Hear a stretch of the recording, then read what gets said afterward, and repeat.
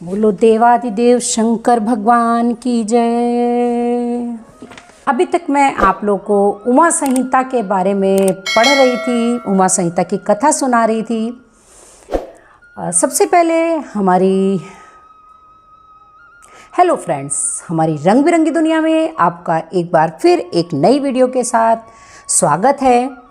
तो मैं आप लोगों को शिव पुराण सुनने का और सुनाने का एक मौका दे रही हूँ, तो प्लीज़ इसको सुनिएगा ज़रूर। बहुत अच्छी है, मुझे तो बहुत आनंद आ रहा है। तो शिव पुराण में उमा संहिता संपूर्ण हुआ। आज मैं आप लोग को कैलाश संहिता के बारे में बताऊंगी। ऋषियों का सूत जी से तथा वामदेव जी का स्कंद जी से प्रश्न, प्रणवार्थ निरूपण के लिए अनुरोध। वामदेव जी स्कंद जी से प्रश्न करते हैं और प्रणवार्थ निरूपण के लिए अनुरोध करते हैं। नमः शिवाय, सांबाय, सगणाय, ससुनवे, प्रधान पुरुषेशाय, सर्ग स्थित्यंत हेतवे। जो प्रधान यानी कि प्रकृति और पुरुष के नियंता तथा सृष्टि पालन और संहार के कारण हैं, उन पार्वती सहित शिव को उनके पार्षदों और पुत्रों के साथ मैं प्रणाम करता हूँ। ऋषि बोले, सूत जी, हमने अनेक आख्यानों से युक्त परम मनोहर उमा संहिता सुनी। अब आप शिव तत्व का ज्ञान बढ़ाने वाली कैलाश संहिता का वर्णन कीजिए। व्यास जी ने कहा, पुत्रों, शिव तत्व का प्रतिपादन करने वाली दिव्य कैलाश संहिता का वर्णन मैं करता हूँ। तुम प्रेम पूर्वक सुनो और तुम्हारे प्रति स्नेह होने के कारण मैं तुम्हें यह प्रसंग सुना रहा हूँ।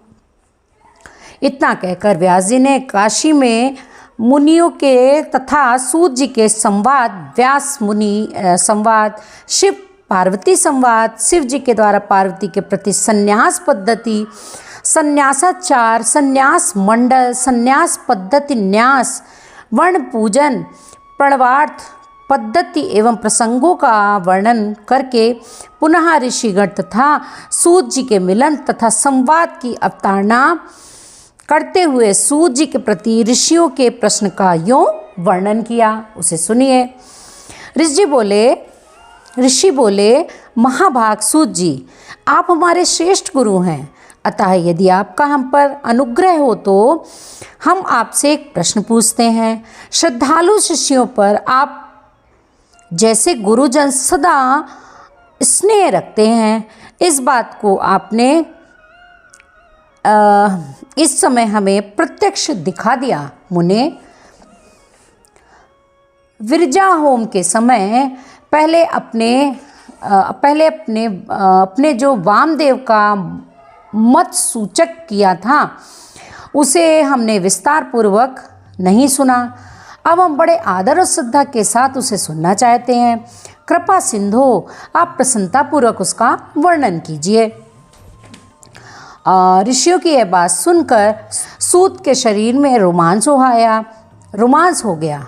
उन्होंने गुरु जी के भी परम उत्कृष्ट महादेव जी को, त्रिभुवन जननी महादेवी उमा को तथा गुरु व्यास को भी भक्तिपूर्वक नमस्कार करके मुनियों को आह्लादित करते हुए गंभीर वाणी में इस प्रकार कहा। सूत जी बोले, मुनियों, तुम्हारा कल्याण हो, तुम सब लोग सदा सुखी रहो। महाभाग महात्माओं, तुम भगवान शिव के भक्त तथा दृढ़तापूर्वक व्रत का पालन करने वाले हो। यह निश्चित रूप से जानकर ही मैं तुम लोगों के समक्ष इस विषय का प्रसन्नतापूर्वक वर्णन करता हूँ।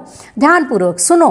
पूर्व काल के रथंतर कल्प में महामुनि वामदेव माता के गर्भ से बाहर निकलते ही शिव तत्व के ज्ञाताओं में सर्वश्रेष्ठ माने जाने लगे। वे वेदों, आगमों, पुराणों तथा अन्य सब शास्त्रों के भी तात्विक अर्थ को जानने वाले थे। देवता, असुर तथा मनुष्य आदि जीवों के जन्म कर्मों का उन्हें भली भांति ज्ञान था। उन्हें संपूर्ण अंग भस्म लगाने से लगाने से उज्जवल दिखाई देता था। उनके मस्तक पर जटाओं का समूह शोभा देता था। वे किसी के आश्रित भी नहीं थे।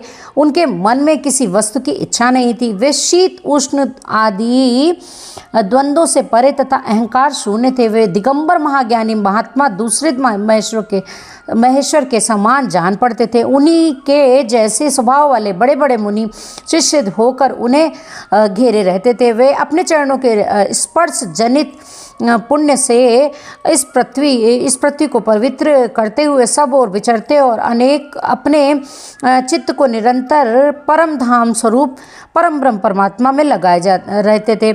इस तरह घूमते हुए वामदेव ने मेरु के दक्षिण शिखर कुमार श्रृंग में प्रसन्नतापूर्वक प्रवेश किया, जहाँ मयूर वाहन शिव कुमार ज्ञान में शक्ति धारण करने वाले समस्त असुरों के नाशक और सर्वदेव वंदित भगवान स्कंद रहते थे। उनके साथ उनकी शक्तिभूता गजावल्ली भी थी। वहीं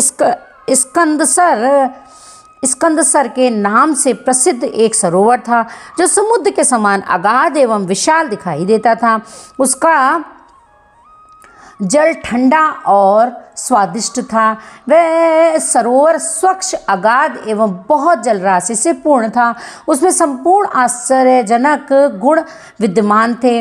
वह जलाशय स्कंद स्वामी के समीप ही था। महामुनि वामदेव ने शिष्यों के साथ उसमें स्नान करके शिखर पर बैठे हुए मुनिवृंद सेवित कुमार का वर्णन किया। वे उगते हुए सूर्य के समान तेजस्वी थे। मोर उनका श्रेष्ठ वाहन था। उनके 4 भुजाएं थीं। सभी अंगों से उदारता सूचित होती थी। मुकुट आदि उनकी शोभा बढ़ा रहे थे।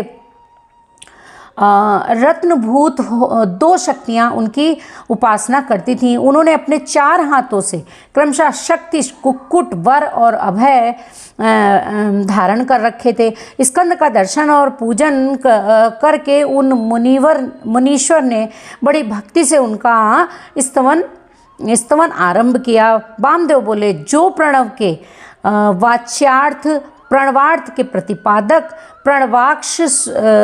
प्रणवाक्षर रूप बीज से युक्त तथा प्रणव रूप हैं, उन आप स्वामी कार्तिकेय को मैं बारंबार नमस्कार करता हूँ। वेदांत के अद्भुत ब्रह्मा ही जिनका स्वरूप है, जो वेदांत का अर्थ करते हैं, वेदांत के अर्थ को जानते हैं और नित्य विदित हैं, उन स्कंद स्वामी को मैं बारंबार नमस्कार करता हूँ।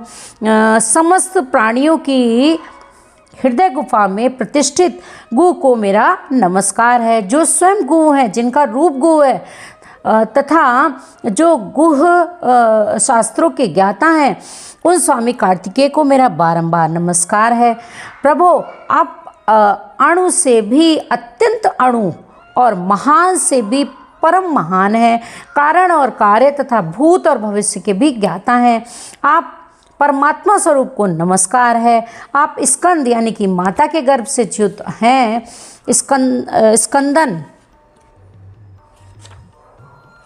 स्कंदन यानी गर्भ से स्खलन ही आपका रूप है। आप सूर्य और अरुण के समान तेजस्वी हैं। परिजात की माला से सुशोभित मुकुट आदि धारण करने वाले आप स्कंद स्वामी को सदा मेरा नमस्कार है।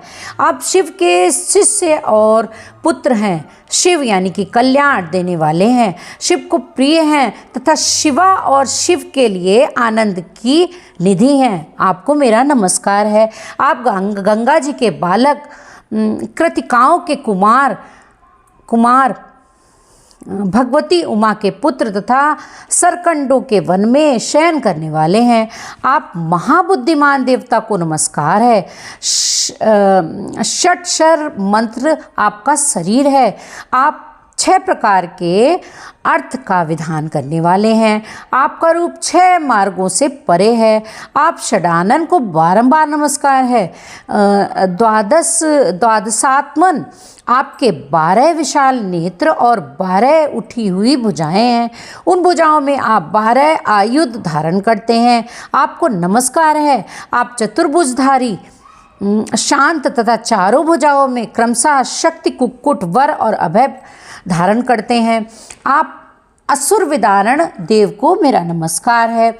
आपका वक्षस्थल स्थल गजावल्ली के कुचों में लगे हुए कुमकुम से अंकित है। अपने छोटे भाई गणेश जी की आनंदमयी महिमा सुनकर आप मन ही मन आनंदित होते हैं। आपको नमस्कार है।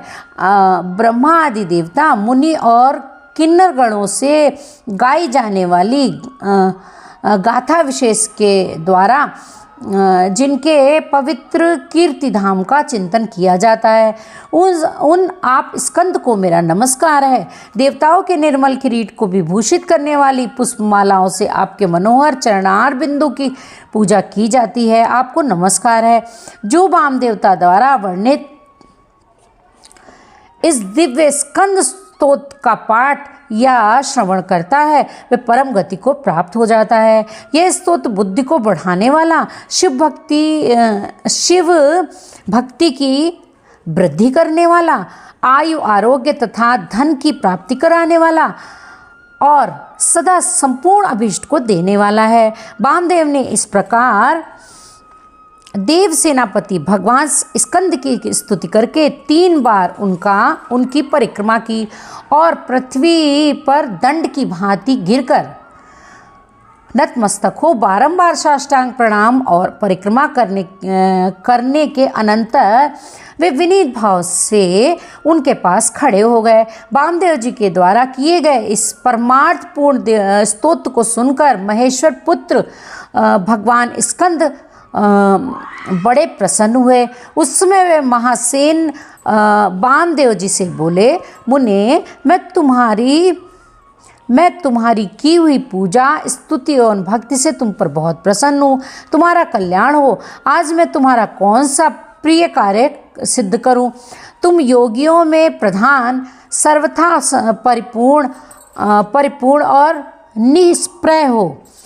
इस जगत में कोई ऐसी वस्तु नहीं है जिसके लिए तुम जैसे वीतराग महर्षि याचना करें। तथापि धर्म की रक्षा और संपूर्ण जगत पर अनुग्रह करने के लिए तुम जैसे साधु संत भूतल पर विचरते रहते हैं। ब्राह्मण, यदि इस समय मुझसे कुछ सुनना चाहते हो तो कहो, मैं लोक पर अनुग्रह करने के लिए उस विषय का वर्णन करूँगा। स्कंद की यह बात सुनकर महामुनि वामदेव ने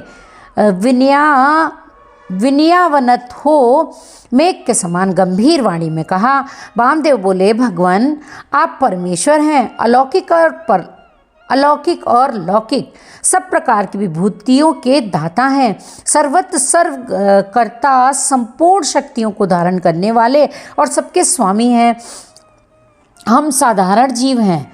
आप परमेश्वर के समीप बोलने की शक्ति या बात करने की योग्यता हम में नहीं है। तथापि यह आपका अनुग्रह है कि आप मुझसे बात करते हैं। महाप्राज्ञ, मैं कृतार्थ हूँ। कण मात्र विज्ञान से प्रेरित हो आपके समक्ष अपना प्रश्न रख रहा हूँ। मेरे इस अपराध को आप क्षमा करें। प्रणव सबसे उत्तम मंत्र है। यह साक्षात परमेश्वर का वाचक है। पशुओं, जीवों के पास बंधन को छुड़ाने वाले भगवान पशुपति ही हमारे वाच्यार्थ हैं। ओम इतीदम सर्वम, ओमकार ही यह प्रत्यक्ष दिखने वाला समस्त जगत है। यह सनातन श्रुति का कथन है। मिति ब्रह्म, अर्थात ओम यह ब्रह्म है तथा सर्वह्योतद ब्रह्म, यह सब का सब ब्रह्म ही है इत्यादि बातें ही श्रुतियों द्वारा कही गई हैं। इस प्रकार मैं समष्टि तथा व्यष्टि भाव से प्रणवार्थ का श्रवण किया है। तात्पर्य यह है कि समष्टि और व्यष्टि सभी पदार्थ प्रणव के ही अर्थ हैं। प्रणव के द्वारा सबका प्रतिपादन होता है। ये बात मैंने सुन रखी है। महासेन, मुझे कभी आप जैसा गुरु नहीं मिला है, अतः आप कृपा करके आप प्रणव के अर्थ का प्रतिपादन कीजिए। उपदेश की विधि से तथा सदाचार परंपरा को ध्यान में रखकर आप हमें प्रणवार्थ का उपदेश दें। मुनि के इस प्रकार पूछने पर स्कंद ने प्रणव स्वरूप 38 श्रेष्ठ कलाओं द्वारा लक्षित तथा सदा वाम पार्श्व में उमा को साथ रखते हुए और मुनिवरों से घिरे हुए भगवान सदाशिव को प्रणाम करके उस श्रेय का वर्णन आरंभ किया जिसे श्रुति योनि में छुपा रखा था।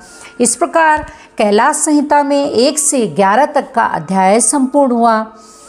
आगे की कथा में प्रणव के वाच्यार्थ रूप सदाशिव के स्वरूप का ध्यान, वर्णाश्रम धर्म के पालन का महत्व, ज्ञानमयी पूजा, संन्यास के पूर्वांग भूत नांदी श्राद्ध एवं ब्रह्म यज्ञ आदि का वर्णन सुनाऊंगी। भोलेनाथ हम सब पर कृपा करें।